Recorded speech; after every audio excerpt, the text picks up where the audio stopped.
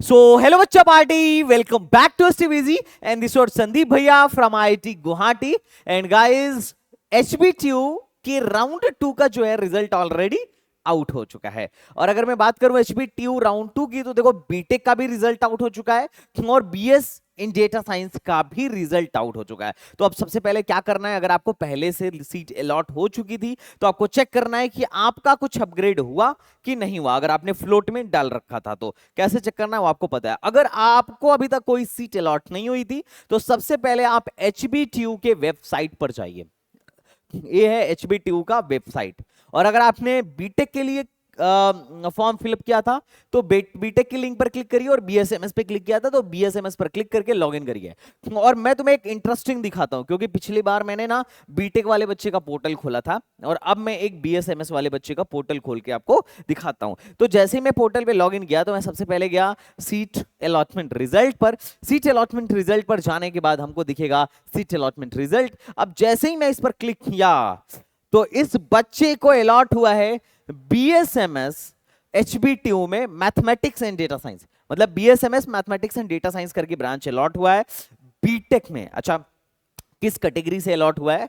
तो हुआ है ईडब्ल्यूएस से। मतलब तुम सोच नहीं सकते हो, पिछली बार 2 लाख रैंक पर भी ये ईडब्ल्यूएस को ये सीट अलॉट नहीं हो रही थी। अच्छा, मजे की बात ये थी कि बच्चा बीटेक भी अप्लाई किया था, मेरे प्रोग्राम का है, हमने एडमिशन कराया इसका। बीटेक में भी अप्लाई कराया गया था और बीएसएमएस में भी कराया गया था। अब बच्चे का था कि भैया यार ये HBTU वाले ना दोनों अलग अलग अप्लाई करवा रहे हैं, बीटेक भी अलग अप्लाई करवा रहे हैं, बीएसएमएस भी अलग अलग अप्लाई करवा रहे हैं और दोनों को अप्लाई करने के लिए 2500 रुपए लग रहे हैं। क्या मैं बीएसएमएस छोड़ दूं क्या? क्योंकि पिछली बार वैसे भी 2 लाख रैंक तक मिला था। इसका यही सवाल था कि भैया पिछली बार 2 लाख रैंक पर ये बीएसएमएस बंद हो गया था, क्या 2500 लगाने जरूरी है, क्या हमें फंसाना चाहिए? तो मैंने यही बोला था कि भाई तू लगा ले, क्योंकि रैंक थोड़ी लो है और जब रैंक थोड़ी लो हो तो रिस्क लेना चाहिए। और अगर नॉर्मल राउंड में नहीं भी मिलता है तो मैं स्पॉट में करा दूंगा। इससे बच्चे को कॉन्फिडेंस आया, बच्चे ने लगाया। अभी तक इसको बीटेक में कुछ अलॉट हुआ हो या ना हुआ हो, लेकिन यहां पर हरकोट बटलर में BSMS mathematics and data science जो है 4,31,000 रैंक पर राउंड 2 में ही अलॉट हो गया। स्पॉट में भी जाने की जरूरत नहीं पड़ी। और ये पावर होता है काउंसलिंग का। अगर आप जितना ज्यादा रिस्क लेने के लिए रेडी हो उतना ज्यादा आपको फायदा मिलने की पॉसिबिलिटी है, लेकिन रिस्क भी दिमाग से लेना है और एक मेंटर के साथ रहने का सबसे बड़ा फायदा यही है। अब मैं तुमको इसी HBTU कानपुर के पिछले साल के कट ऑफ्स को तुम्हें थोड़ा सा दिखाता हूं। आप यहाँ पे ई सर्विसेज में जाके ORCR देखो जरा। मैं BSMS opening and closing rank of round 2 दिखा रहा हूं। यहाँ पे शायद ये नहीं दिखा रहे हैं क्योंकि एक सेशन का मैं ऑलरेडी वो कर चुका हूं। मैं एक न्यू प्राइवेट विंडो खोलता हूं और मैं पहुंच गया HBTU काउंसलिंग में।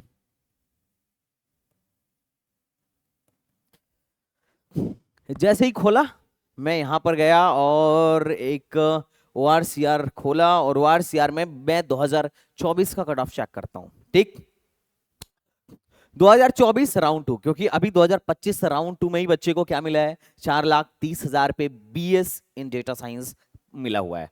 तो मैं अलॉटेड मतलब इंस्टीट्यूट सेलेक्ट कर लिया, प्रोग्राम भी सेलेक्ट कर लिया और मैं कैटेगरी भी हूबहू वही सेलेक्ट किया जो बच्चे की है EWS। अब EWS सेलेक्ट करोगे तो यू विल फाइंड कि पिछले साल राउंड 2 में 1,92,000 रैंक पर, कितने रैंक पर बेटा, 1,92,000 रैंक पर BSMS क्लोज हो गया था। 4.5 लाख तक तो जाने का कोई सवाल ही नहीं था, लेकिन इस साल राउंड 2 में 4.5 लाख पर बच्चे को एडमिशन मिल गया, जो कि बहुत ही अच्छी बात है। इनफैक्ट राउंड 1 में भी जो कट ऑफ गई थी ना, छोटी मोटी कट ऑफ नहीं गई थी, ये देख रहे हो। अच्छा, तुम बोलोगे भैया हर बार मिरेकल आपके साथ ही क्यों हो जाता है? भाई भाई मामला लकी है STVZ में, समझ रहे हो।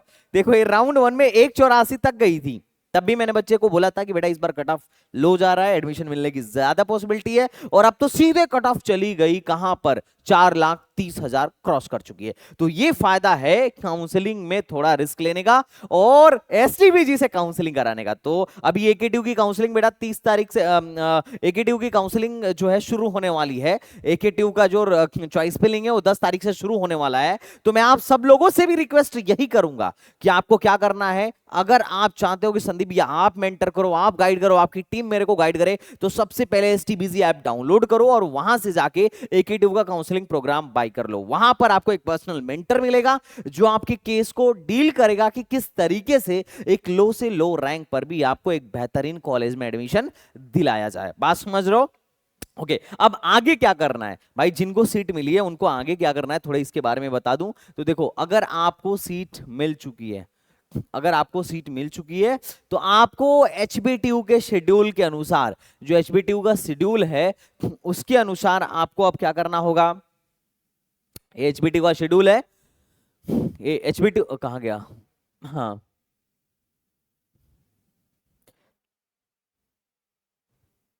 सॉरी,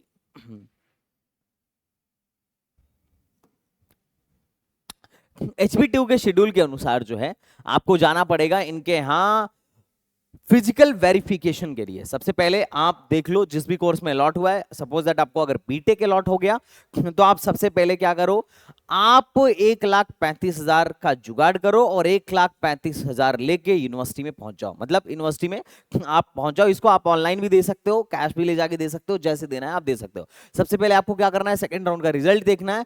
रिजल्ट देखने के बाद आपको डॉक्यूमेंट वेरिफिकेशन के लिए करना है। The candidate allotted a seat in this round have only report to university, है ना। आपको यूनिवर्सिटी में जैसे ही आपको सीट मिला, आपने रिजल्ट देखा, तो 1 तारीख से लेके 5 तारीख तक आपको क्या करना है, यूनिवर्सिटी में जाके रिपोर्ट करना है और अपना फिजिकल वेरिफिकेशन कराना है। अगर आप ऐसा नहीं करोगे तो सीट जो है आपकी कैंसिल हो जाएगी। तो जब आपका सीट वेरीफाई हो, जब आपका डॉक्यूमेंट वेरीफाई हो जाए, डॉक्यूमेंट वेरिफिकेशन में सब कुछ बढ़िया पाया जाए, तो आपको क्या करना है, फीस जाके सबमिट करना है। आपको 1,35,000 रुपए सबमिट करना है और साथ ही साथ फ्रीज और फ्लोट ऑप्शन में से किसी एक को चूज करना है। अगर आप फ्लोट ऑप्शन चूज करते हो तो आप अगले राउंड के लिए चले जाओगे, और अगर आप फ्रीज ऑप्शन चूज करते हो तो फिर तो आपका एडमिशन यहीं पर खत्म होता है और आपको ईआरपी रजिस्ट्रेशन करना है और बाकी के फॉर्मेलिटीज करना है, हॉस्टल वगैरह देखना है, एंड दैट्स आउट। आपका काउंसलिंग से काम खत्म। उसके बाद अगर किसी को अभी विड्रॉल लेना हो तो अभी विड्रॉल ले सकता है। विड्रॉल 5 जुलाई तक शाम को 5 बजे तक लिया जा सकता है। उसके बाद जिन लोगों ने फ्लोट किया है या जिन लोगों को सीट नहीं अलॉट हुआ है, उनको थर्ड राउंड की काउंसलिंग में क्या किया जाएगा, बैठाया जाएगा। और थर्ड राउंड की काउंसलिंग का अभी वैकेंसी जो है 5 तारीख को आ जाएगी और थर्ड राउंड के काउंसलिंग का जो रिजल्ट है वो आएगा आपका 7 तारीख को। और थर्ड राउंड के काउंसलिंग के बाद से सबकी सीटें जो है जिनको अभी तक मिली हुई है वो क्या हो जाएगा, फ्रीज हो जाएगा, है ना। और लोग इंटरनल स्लाइडिंग के लिए चले जाएंगे और जिनका सीट फ्रीज हो जाएगा उनको जो है ईआरपी रजिस्ट्रेशन के लिए भेज दिया जाएगा। मतलब उनका एडमिशन कंप्लीट हो गया और फिर उसके बाद से इंटरनल स्लाइडिंग के बाद अगर कोई सीट बचती है तो उसकी वैकेंसी 16 तारीख को आएगी और फिर सेकेंड फेज की काउंसलिंग शुरू होगी। सेकेंड फेज की काउंसलिंग दोनों में है, डेटा साइंस में भी है और बीटेक में भी है। मतलब बीएस में भी सेकेंड फेज की काउंसलिंग है। 2 ही फेज की काउंसलिंग बीएस में था, 2 फेज खत्म हो गया, उसके बाद सेकंड फेज की काउंसलिंग स्टार्ट होगी। और जहां तक मुझे पता है बीएस में सीटें वैकेंट हैं अभी भी, तो जिनको इंटरेस्ट हो वो अभी भी क्या कर सकता है, अप्लाई कर सकता है। तो 2 फेज की मतलब पहले फेज की काउंसलिंग यहां बीएस की खत्म होती है, सेकंड फेज में नया रजिस्ट्रेशन होगा, जो लोग इंटरेस्टेड हो अप्लाई कर सकते हो। और सेकंड फेज की काउंसलिंग में क्या है कि फ्रेश रजिस्ट्रेशन अलाउड है, जिन लोगों को सीट नहीं मिला है वो लोग भी यहां पर कंसीडर किए जाएंगे, बात ध्यान रखिएगा। और इंटरनल स्लाइडिंग के बाद से अगर कोई मतलब उसके बाद से सेकंड फेज की काउंसलिंग में 2 राउंड होगा, चौथा और पांचवा। उसके बाद से फिर एक इंटरनल स्लाइडिंग होगा एंड एडिशनल राउंड होगा, स्पॉट राउंड होगा और बाकी का पूरा कार्यक्रम होगा। तो ये है आपका सिनेरियो। तो अभी आप 1,35,000 जमा करिए और साथ ही साथ डॉक्यूमेंट वेरिफिकेशन के लिए विद इन टाइम आप यूनिवर्सिटीज आइए और डॉक्यूमेंट वेरीफाई करवाइए, फिर पैसा जमा करिए। पैसा जमा करने के बाद से अपना फ्रीज या फ्लोट में से एक ऑप्शन चूज करिए। 99% लोगों को क्या करना है, फ्लोट चूज करना है।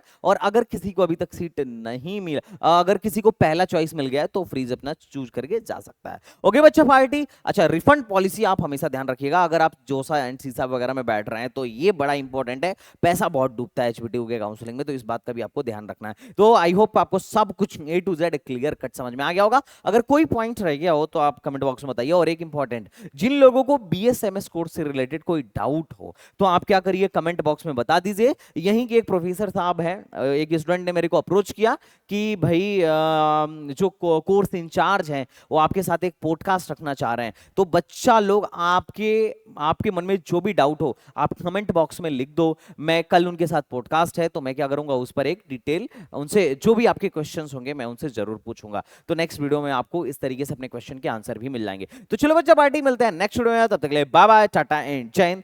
Thank you so much.